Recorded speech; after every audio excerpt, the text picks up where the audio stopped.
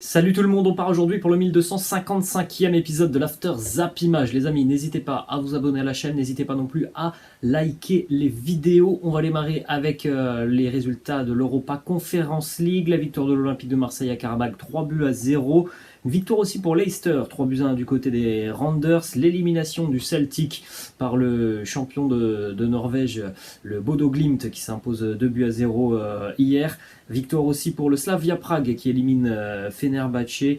Victoire aussi pour le Vitesse Arnhem qui élimine le Rapid de Vienne. Une petite information qui concerne le Celtic Glasgow, éliminé donc hier par le Bodo Glimt. Le Celtic devient la première équipe à être éliminée sur la même saison de la Ligue des Champions, de l'Europa League et de l'Europa Conference League. Le Celtic éliminé en phase de groupe d'Europa League qui a terminé 3e. Le Celtic éliminé lors des barrages pour la Ligue des Champions et donc éliminé hier par le Bodo Glimt. Direction donc l'Azerbaïdjan, Karabakh hier, qui a été battu hier par l'Olympique de Marseille sur le score de 3-0. Donc au final, sur les deux rencontres cumulées de 6-1 pour l'Olympique de Marseille, Pape Gueye ouvre le score assez rapidement dans cette rencontre avant que Guendouzi et Konrad de la Fuente ne marquent en fin de match. Une équipe phocéenne qui a été vraiment d'une efficacité clinique hier et puis assez intéressant puisqu'on a retrouvé de la solidité défensive. Côté phocéen, petite image hier du côté du bus de l'Olympique de Marseille après cette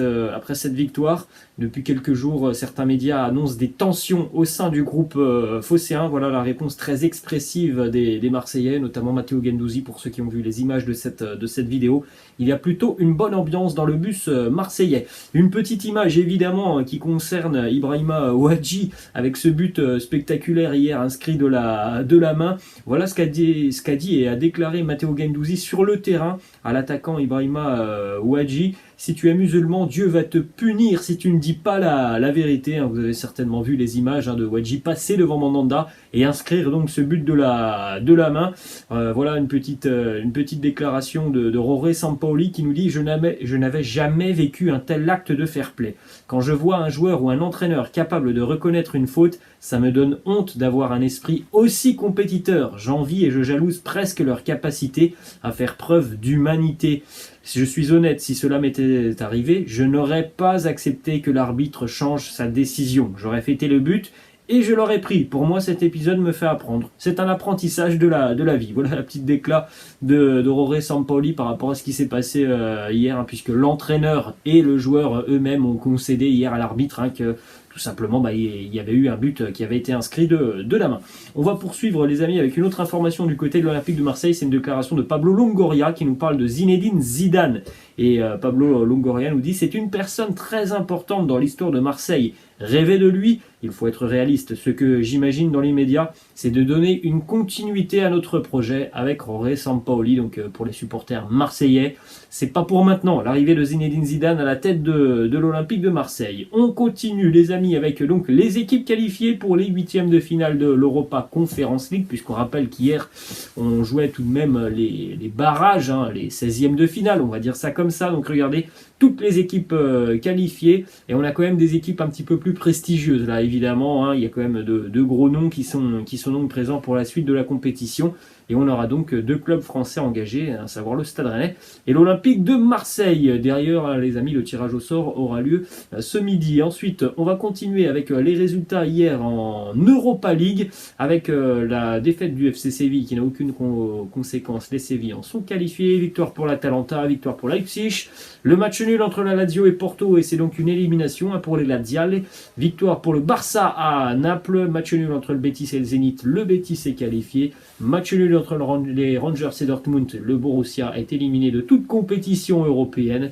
Et la victoire de Braga après la séance des tirs au but. Les Portugais éliminent le Sheriff Tiraspol. On regarde d'ailleurs les amis quelques résultats et quelques informations sur ces matchs d'Europa League. Victoire pour l'Atalanta, 3-0 en Grèce face à l'Olympiakos, avec notamment un but pour Joachim Mahle et un doublé pour Ruslan Malinovski en l'espace de 2 minutes. 2 buts importants pour Ruslan Malinovski, l'international ukrainien qui qui a une frappe assez exceptionnelle. Hein. C'est un buteur hors pair, en tout cas sur les frappes de loin. C'est quelqu'un qui a un coup de pied quand même assez incroyable, Ruslan Malinovski. Évidemment, hier, il avait un petit message pour son pays et pour tous les événements tragiques que l'Ukraine rencontre actuellement. Voilà le petit message évidemment de Ruslan Malinovski qui a soulevé son maillot avec cette petite inscription No War in Ukraine, évidemment, pas de guerre en Ukraine. On poursuit avec le résultat pour le Borussia Dortmund, on l'a dit. Les joueurs du BVB sont donc éliminés de toute compétition européenne alors que le mois de mars n'a même pas démarré.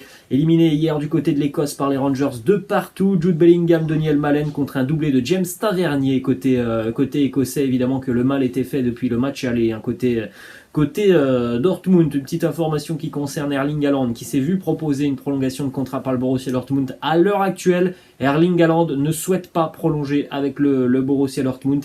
Il se donne encore du temps pour annoncer sa décision définitive. Un autre club allemand était engagé hier en Europa League. La victoire du RB Leipzig, 3-1 en Espagne du côté de la Real Sociedad. Silva, Willy Orban ont marqué, Emil Forsberg. Zubimendi a marqué côté Real Sociedad, une qualification logique. Leipzig avait déjà largement dominé le match aller. Ça a été la même chose hier pour les Allemands du côté de l'Espagne. C'est on ne peut plus logique pour les hommes de Domenico Tedesco. Et puis évidemment l'autre grande affiche de la soirée, c'était en Italie du côté du Stadio Diego Armando Maradona, le Napoli éliminé par le FC Barcelone sur le score de 4-2. Énorme début de match des Catalans grâce à Jordi Alba, Frenkie de Jong, la réduction de la marque sur penalty signé Lorenzo Insigne, le but qui fait vraiment du bien aux Catalans juste avant la mi-temps signé Gérard Piqué, et puis en seconde mi-temps Aubameyang va marquer côté catalan, Politano réduira la marque en fin de rencontre. Là aussi, comme pour Leipzig, c'est une qualification logique pour le Barça qui a dominé très largement ces deux confrontations face au Napoli. Donc encore une fois, on voit vraiment une équipe catalane qui est en net progrès depuis l'arrivée de Xavi. C'est une équipe qui est en train de monter en puissance, de se trouver collectivement. Donc c'est vraiment des choses positives. Côté catalan, grosse domination hier. Et encore une fois, les Catalans ont trouvé de l'efficacité offensive, comme ça avait été le cas il y a quelques jours en championnat du côté de Valence. Statistiques en ce qui concerne Adama Traoré. Depuis son retour au FC Barcelone, 5 matchs, 4 passes D pour l'ailier espagnol. Regardez aussi cette petite image arrêtée du but de Frenkie de Jong, le deuxième but catalan hier, un petit enroulé pied droit qui va se loger tranquillement dans le but napolitain. C'est un but qui est important puisque c'est aussi le premier but européen inscrit par Frenkie de Jong sous les couleurs du FC Barcelone. À noter tout de même la passivité assez dingue de la défense du Napoli sur cette situation, les Napolitains qui laissent quasiment 10 mètres à Frenkie de Jong sans adversaire et qui le laissent aussi tout simplement avancer sur 30 mètres en reculant. Après voilà, faut pas être surpris non plus de la qualité du coup de pied de Frenkie de Jong. Quelques déclats de Xavi, l'entraîneur du Barça, évidemment très satisfait de la rencontre. Est-ce que le Barça est favori en Ligue Europa? Pas du tout. Nous devons continuer à travailler avec toute l'humilité du monde. Nous avons fait un grand match, mais nous sommes en 8e de finale. Rien n'est gagné jusqu'ici. On regardera les qualifiés dans quelques instants. Il y a aussi du beau monde en Europa League. Ensuite, par rapport à cette prestation, par rapport à ce que l'on voit depuis son arrivée, les progrès catalans, voilà la déclat de Xavi qui nous dit c'est le modèle de jeu qu'on doit imposer. Profiter des espaces, jouer dans le terrain adverse. Les joueurs méritent cette victoire car ils ont beaucoup souffert. On passe en 8e avec beaucoup d'espoir, même si on doit rester très humble.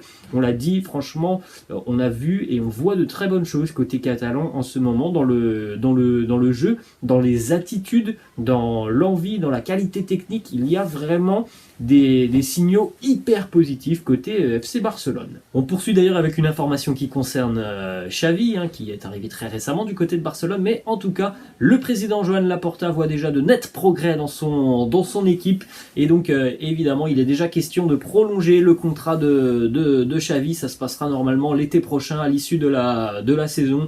Évidemment que la seconde partie de saison aura certainement aussi une incidence, mais en tout cas, on le redit, le Barça est vraiment sur la bonne voie. On regarde quelques statistiques d'ailleurs comparatives entre l'avant et l'après Xavi. En jaune donc les statistiques avant l'arrivée de Xavi et en rouge celles après l'arrivée de Xavi. le pourcentage de victoires qui a augmenté, le pourcentage de défaites qui baisse, le pourcentage de buts marqués qui augmente, le pourcentage de buts encaissés qui augmente très légèrement. Et puis après, vous avez des statistiques notamment sur les passes réussies et les passes longues réussies. Donc voilà, il y a des aspects très positifs quand même dans le jeu de Xavi. D'ailleurs, hier en conférence de presse, Xavi a indiqué qu'Ousmane Dembélé hier avait oublié son maillot au vestiaire au moment où il devait entrer en jeu. Encore une fois, une scène cocasse pour l'international français.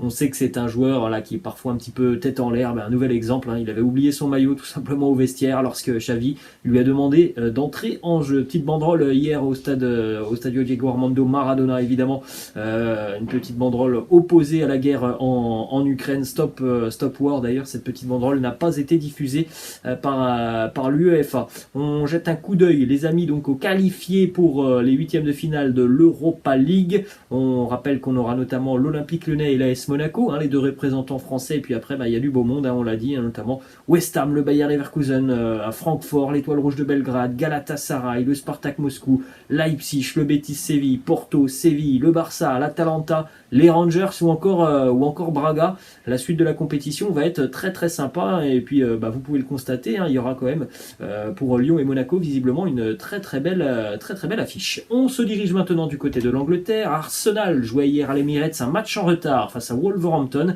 3 semaines après le match aller du côté du Molineux Stadium de Wolverhampton, les Gunners se sont imposés hier 2-1 avec une ouverture du score du sud-coréen Wang Hee-chan côté Wolves à la 10e minute. Égalisation de Pepe, 82e, et le but vainqueur signé ça contre son camp à la 95e minute. Gros travail d'Alexandre Lacazette aussi d'ailleurs. Regardez la petite image d'Alexandre Lacazette sur le but vainqueur à la 95e minute. Évidemment, fou de joie Alexandre Lacazette avec Bukayo Saka. Une petite statistique parce que c'est pas tous les jours que Wolverhampton perd un match après avoir ouvert le score. Les Wolves n'avaient plus perdu en Première Ligue après avoir ouvert le score dans une rencontre depuis 4 ans quasiment. Novembre 2018, c'était face à Cardiff. Ça faisait 45 matchs consécutifs que les Wolves ne perdaient pas si ils ouvraient le score lors d'une rencontre de Première Ligue. Donc un petit exploit hier quand même pour les Gunners qui ont là aussi, comme par exemple Barça et Leipzig, très très largement dominé cette rencontre hier face aux Wolves.